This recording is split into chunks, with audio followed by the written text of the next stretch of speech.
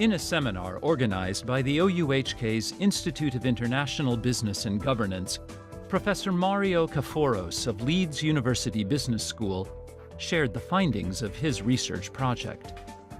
The focus of Professor Kafouros' study was the intangible assets of owner organizations and their value in different institutional environments.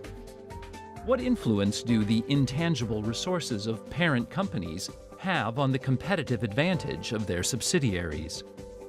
Professor Kafouros explains.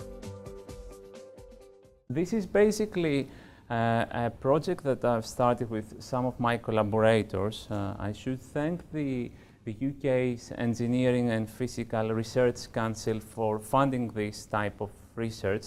This is actually a spin-off project from a very large project that we did for infrastructure. It's a 3.6 million project designed to enhance the infrastructure of the UK. And this is a spin-off project that targets the energy sector. But let me explain what's unique about this project. And I'll start with a simple formula that I usually use, which is to explain initially what is it that we know empirically and in terms of theory, and then clarify what is it that we don't know and explain what we try to do about it. As the title suggests, it is about intangible resource, intangible assets, and I'll clarify in a minute what intangible assets really are and so on.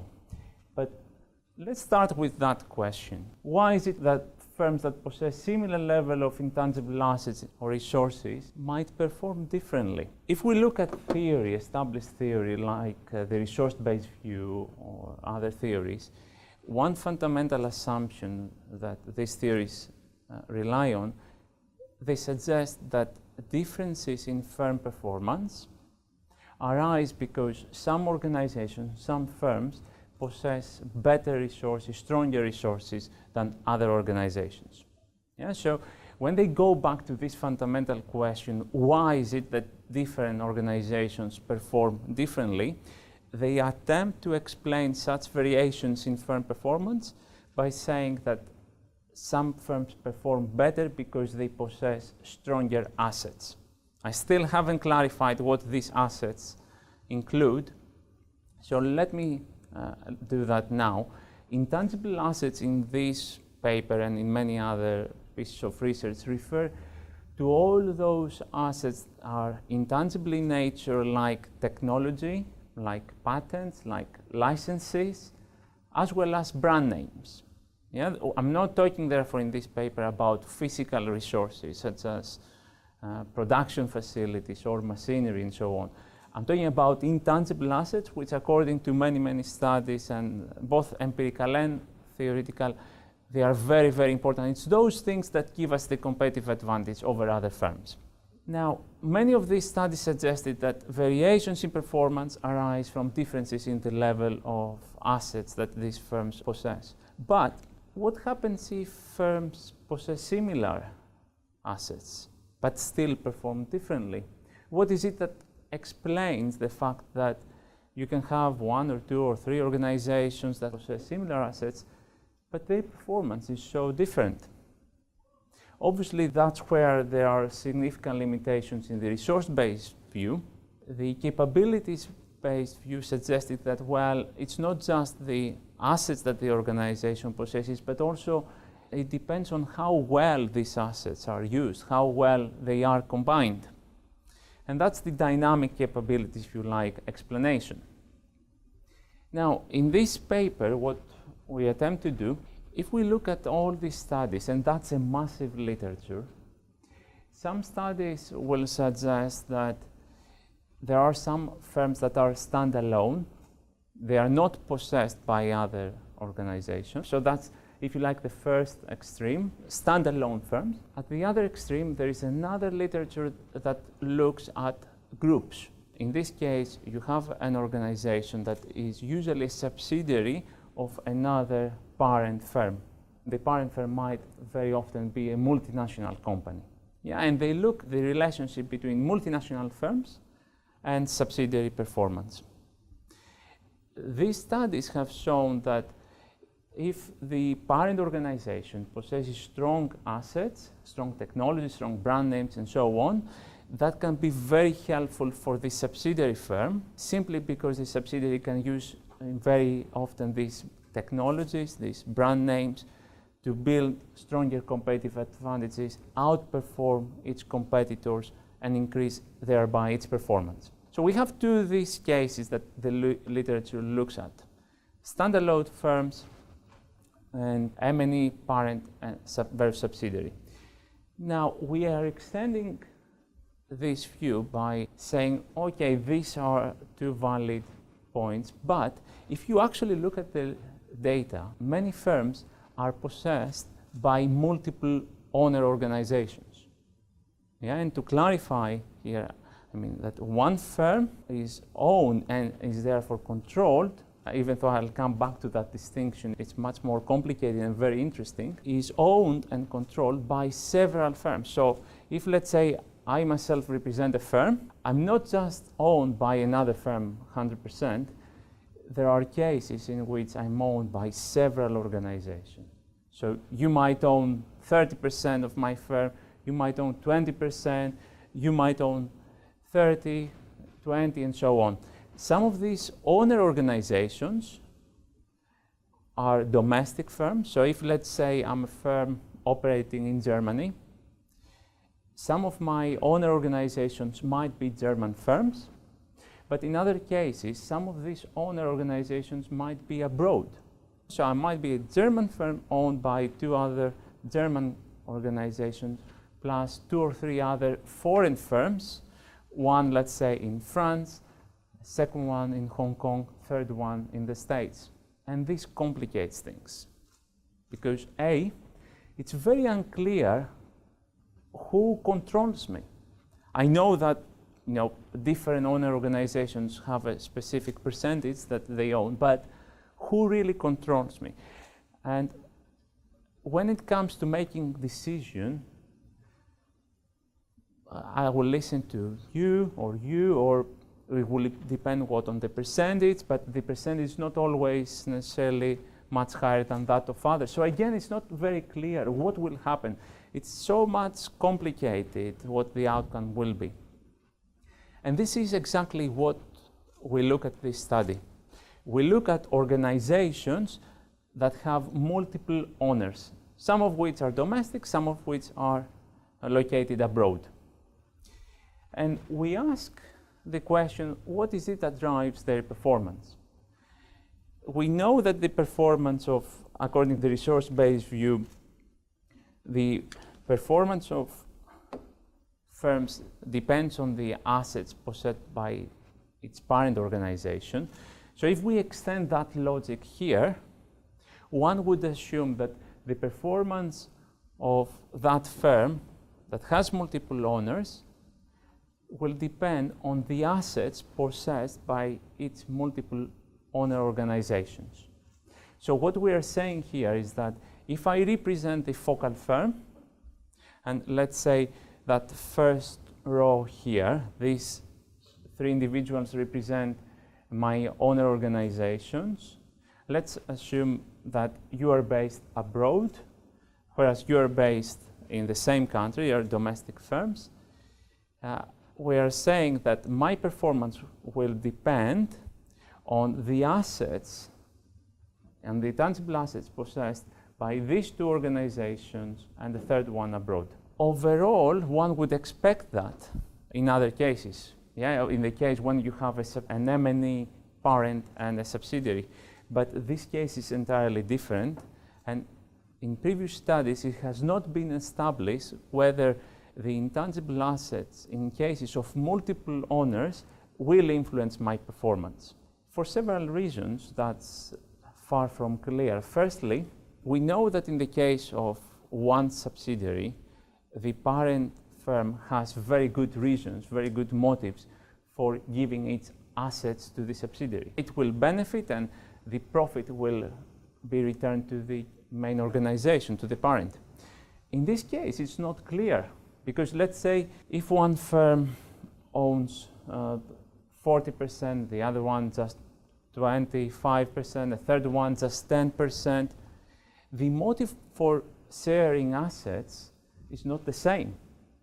If, let's say, one organization possesses a very high percentage and the other one very low, the organization which has a very low percentage ownership might say, well, why should I put my hand in my pocket and give you assets? I only own 10%. I'm not going to share with you all my assets so that the other organization that owns 70 or 80% will benefit from it.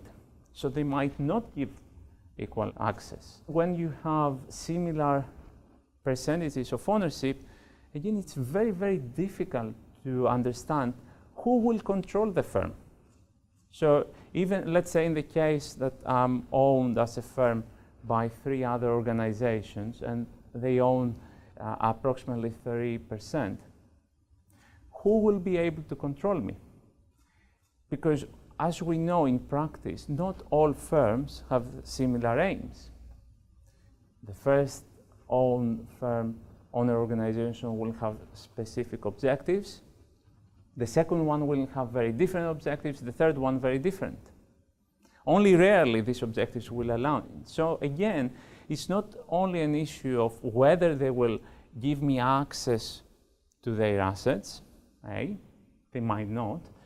B, it's not clear whether I will benefit from these assets in the first place, whether these assets will be of use to me, and I'll come to that in a minute, because certain assets are developed in certain environments in very specific ways. We don't know if you transfer these assets in different contexts, whether these assets, these technologies or brand names will be equally valuable. Yeah, you change the context, you change the applicability, and consequently the value of these assets changes. And of course, it's also not clear who will control me. So we are raising these questions here, and we try to identify to what extent I will benefit from the assets, technologies and brand names, more specifically, that my owner organizations possess. So to clarify, I'm not looking here at the relationship between my own assets and performance. I'm looking at the relationship of how my performance is influenced by the assets possessed by my owners.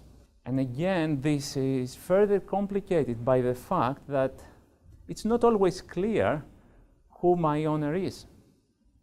So when we started collecting the data, and that was many years ago, we initially thought that this was a relatively smaller exercise. You cannot believe very often how many chains in ownership exist. Put differently, to give you a practical example, we initially looked at a firm and we established that it's owned by another one. But then we realized that, well, it wasn't really the case. It wasn't owned by this one, but this one was owned by another one. The other one was a domestic firm again, but then that domestic firm was owned by another one, which was a foreign firm. And then that foreign firm was owned again by another one, which might be again back in the same country or another country. And in some other cases, the other owner was owned by several other owners. So in practice, what happens here is you have very, very dynamic relationships, very, very complex, much more complex, if you like, than the quite simplistic assumption that many studies rely on, that you have a firm and it's owned by someone and that's it. It's much more complex here. Of course, once we realized that there are multiple owners in the chain, we had to trace these owners. And in some cases, we went down to 5 and 6 ownership chains to identify who is the ultimate owner. But for each firm, we traced that. We traced all the owners in different countries and identified the assets that the ultimate owner possessed. Now, the first question that we ask is whether these assets affect my performance. And one would say, okay, we kind of be able to predict that, okay, of course it matters. But then the next question that we're asking is that it matters, okay, that's not quite novel, but what's much more important is how does it matter? How much and in what ways these assets matter? Do they become more or less valuable? And they depend on what? And that concerns our second question. We are asking, okay, these focal firms operate in different countries, and these different countries have very different levels of institutional development. So you have some countries that they have very well institutions, and when I say institutions, I refer to different dimensions of institutions. So we can have political institutions, regulatory institutions, legal institutions, and so on. And of course, most of you, I imagine, know how much variation exists across countries. So for instance, when we take the example of legal institutions, intellectual property rights regimes are very different across countries. In some countries, they are quite strong. So if you go and imitate one of my technologies, one of my patents, in strong regimes, I can take you to the court of law, and usually I will win the case if I can demonstrate that you have imitated my technologies.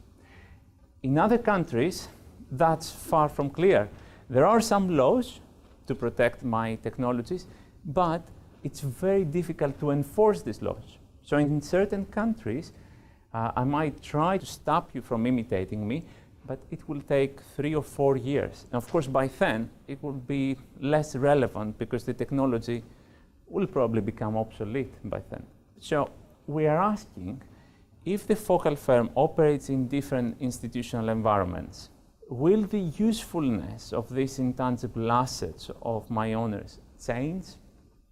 And in which cases it will be more valuable?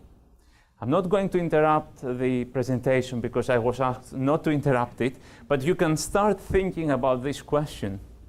So if, let's say, I'm a focal firm and I have my clone here, the same firm, all the same characteristics in terms of the firm, so two very similar firms, and they have similar owners as well, and these owners possess similar assets, will these assets be more valuable when I operate as a firm in an environment that has weak institutional development, or these assets will become more useful when the institutional environment is stronger? Again, it's not very clear. It has not been established in the literature. That's the second question we are examining in this project. And there is a third question and a third hypothesis, respectively. And this again concerns institutions, but not only their development. Development matters, but it's not what only matters. In some cases, some technologies, and we're talking here about the energy sector, some technologies or even some brand names, some licenses even, have been developed with certain contexts in mind. So when a technology is developed, let's say, in Germany, engineers in Germany and all those involved in its development, they take into account regulatory institutions, what regulations will suggest, will take into account other specifications that concern technical characteristics, and basically they will design that technology with a specific environment in mind. They will design that technology and optimize its performance, its efficiency, its use for that specific context. Now we are asking, if you take that technology and apply it, you give it, you transfer it to the focal firm, will it change its value? So we are testing the hypothesis that if the distance between the environment in which these assets have been developed, a specific technology, let's say, has been developed, and where it is used, in the focal firm where it is transferred, if there is a big distance between these institutional environments, if they differ a lot, will that change the usefulness of the technology or the brand names, intangible assets more generally? Let us start from the first hypothesis. I'll start by reading the hypothesis, which is about the basic relationship, and I'll then give you a little bit the logic behind this proposition. H1 suggests that the performance of the focal firm, that's myself owned by other organizations, is positively associated with the intangible assets possessed by its owner organization. So in this case, we suggest that the assets possessed by the owners of myself will contribute positively to my performance. We use different performance measures here, such as profitability measures, and we used also sales-based performance measures. The results come back very similar, so it doesn't really matter. You can keep profitability measures in mind or other measures of performance. The results are quite robust.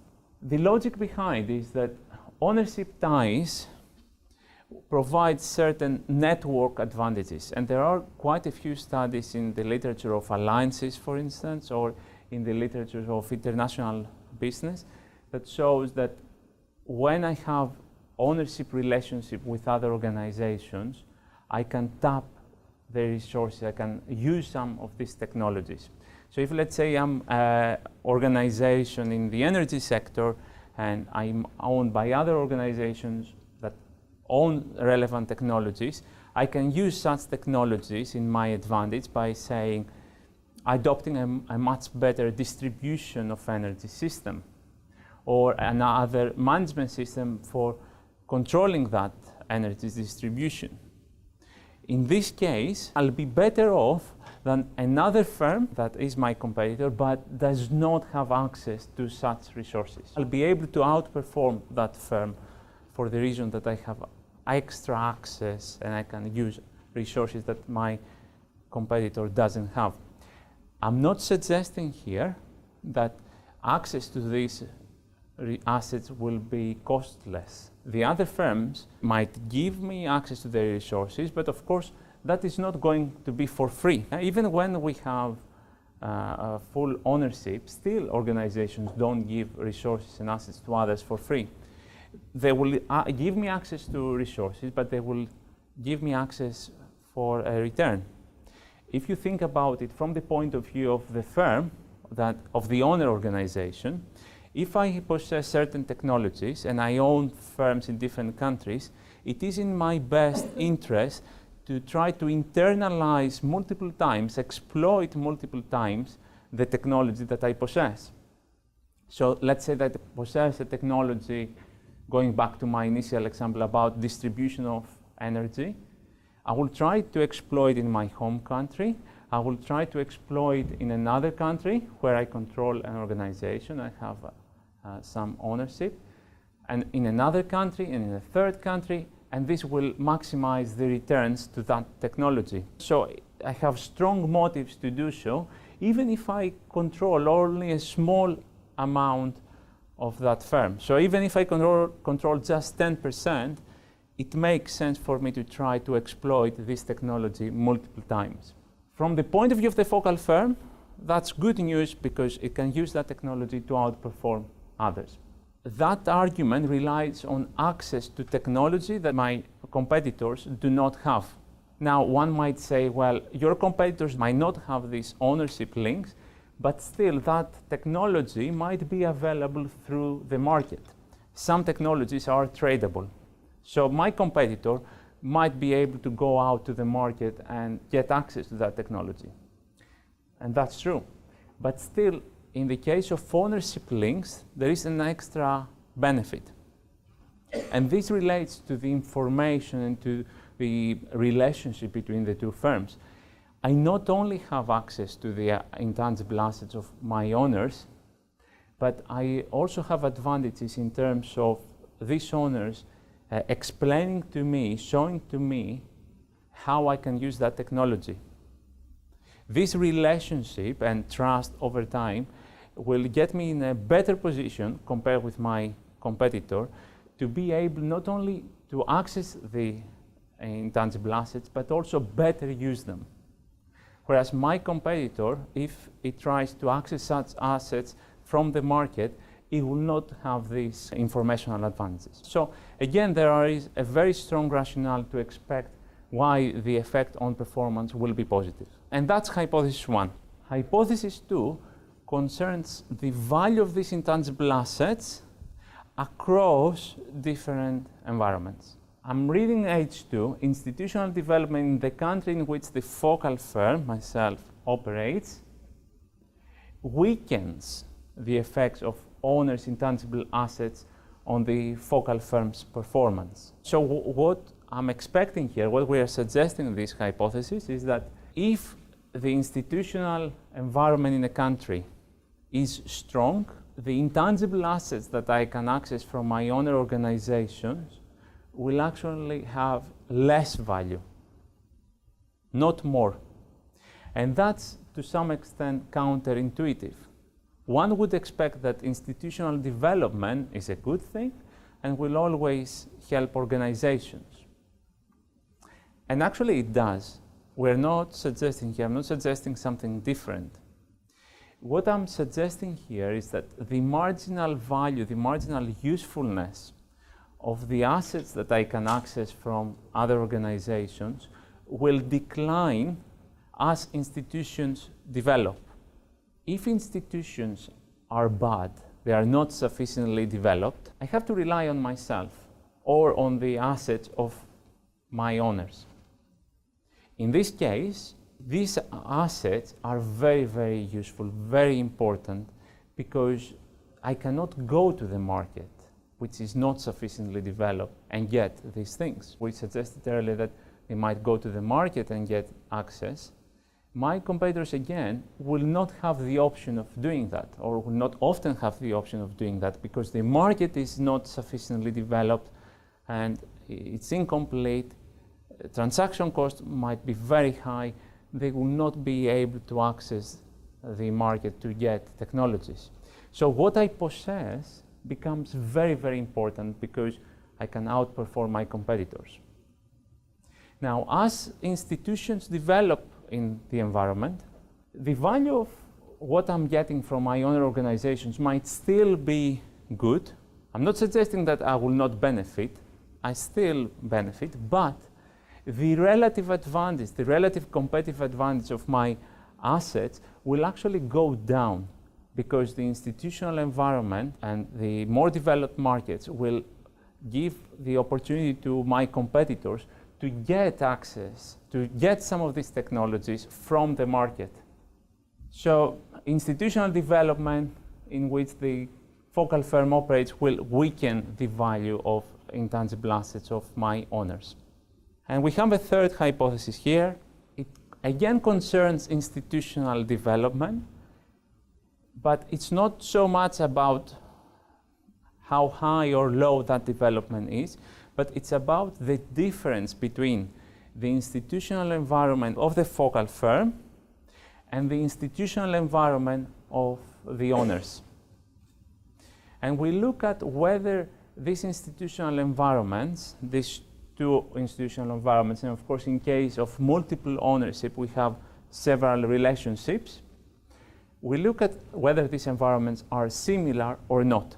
So we're saying that the higher the institutional similarity between the focal firm's country and its owner's countries of origin, the stronger the positive effects of intangible assets on the focal firm's performance. In other words, what we are suggesting here is that if my context as a focal firm and the context of my owners is very similar from an institutional point of view, and I'll remind you all the dimensions like regulatory aspects, political aspects, and so on. If the two environments are similar, we expect the applicability of these intangible assets to go up, and therefore the value of getting access to these assets will be higher, and finally the impact of these assets on the performance of the firm will be higher. We have chosen the energy sector in Europe. As you can see, we have quite a few firms, lots of observations. It's 22,000 781. It's not just for 1 year, it's over the period of 2003-2012. And it's, again, not just for one country, it's for 23 countries. Our dependent variable in this case is profitability, defined as return on assets, but keep in mind that similar results can be obtained using other performance measures, so it's quite robust in that respect. We traced, as I said earlier, the ownership structure to the ultimate owner, and traced it not just one firm, but the other that owned it, and so on, until we reached the ultimate owner. Institutional development, we used the Global Competitiveness Report. Again, that's longitudinal data set. It changes every year. We used various specifications to estimate econometrically the effects. I'm not going to give lots of details here because the results came back quite similar. So again, we were quite happy to see that there are robust differences in the models. And we have included several controls, both for the countries in which these firms operate, but also firm-specific controls, such as the intangible assets of the firm, the size, slack resources, diversification, age, or the usual aspects. And of course, we control for years and so on. And let me finish by reminding you a little bit the contribution, how I started. This is one of the first studies that tries to establish the relationship between the performance of the focal firm and the intangible assets that each owner organization possesses. And as I said earlier, we're not talking about multinational company and its subsidiary, just one owner. We're talking about cases of focal firms owned by multiple organizations, by multiple owners. And as I said earlier, the complexity and the dynamics change completely. We showed that these intangible assets, on average, have a positive effect on the performance of the focal firm. But more importantly, in my view here, we show how the value of these intangible assets changes across countries with different institutional environments. From the point of view of the firm, that's crucial, because if you put yourself in the case of a manager making, let's say, location choices regarding new investment, this gives you clues as to which of these cases will be more successful or less successful from the point of view of enhancing the performance of the target firm. So if, let's say, I possess intangible assets as an investor, and I know that I'm going to target a firm that operates in a similar institutional environment, I have much better chances that my assets will prove to this new firm much more valuable. So it has practical implications here as well, and it concerns not just the development, but also, if you like, the similarity or applicability, which places much more emphasis on the context here. The context is what will drive how valuable the assets that I can access from my owner organizations are. Thanks very much, everyone. Thank you.